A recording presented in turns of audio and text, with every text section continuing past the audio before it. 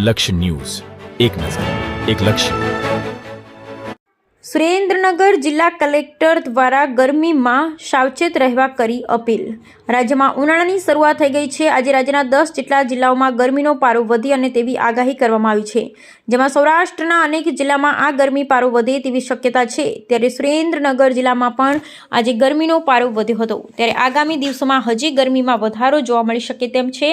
ત્યારે સુરેન્દ્રનગર જિલ્લાના કલેક્ટર દ્વારા જિલ્લાના લોકોને અપીલ કરવામાં આવી હતી, જેમાં બપોરના સમયમાં ખાસ કરી 1 થી 4ના સમય દરમિયાન બને ત્યાં સુધી બહાર ન નીકળવાની અપીલ કરી હતી.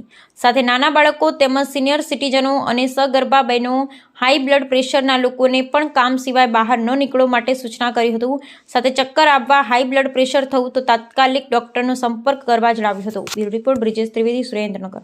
સુરેન્દ્રનગર જિલ્લામાં આજથી આગામી દિવસોમાં વધારે ગરમીની સંભાવનાને ધ્યાનમાં રાખીને રેડ એલર્ટ જાહેર કરવામાં આવ્યું છે. ત્યારે સુરેન્દ્રનગર જિલ્લા કલેક્ટર તરીકે અને જિલ્લા વહીવટીતંત્ર વતી હું સુરેન્દ્રનગર જિલ્લાના તમામ રહીશોને અપીલ કરવા માગું છું કે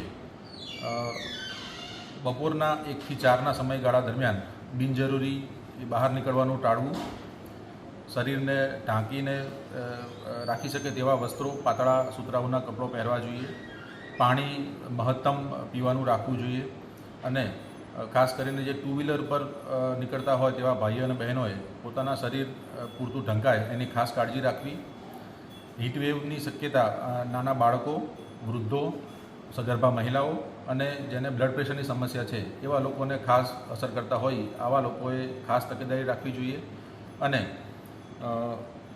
જેવા હીટસ્ટ્રોકના લક્ષણો દેખાય, જેમ કે માથું દુખવું, ચક્કર આવવા, ગભરામણ થવી, ઉબકા કે ઉલટી આવે, આવા લક્ષણો દેખાય તો તાત્કાલિક નજીકના ડૉક્ટરનો સંપર્ક કરવા ખાસ વિનંતી છે. સાહેબ, ખાસ કરીને જે એપ્રિલમાં અનુભવ થવો જોઈએ લોકોને, હાલ હજી તો શરૂઆત જ છે માર્ચ મહિનાની, એમાં અનુભવ થઈ રહ્યો છે. અનેક ઓફિસોમાં પણ લાંબી લાઈનો હોય છે, લોકો કામ માટે આવતા હોય છે. એના માટે થઈને કોઈ વ્યવસ્થા કે એવું આગામી સમયમાં? હીટ વેવના ધ્યાનમાં રાખીને સંકલનના તમામ અધિકારીઓને હીટવેવને લગતી સાવચેતીના પગલાં લેવા માટે તમામ સૂચનાઓ આપી દેવામાં આવી છે.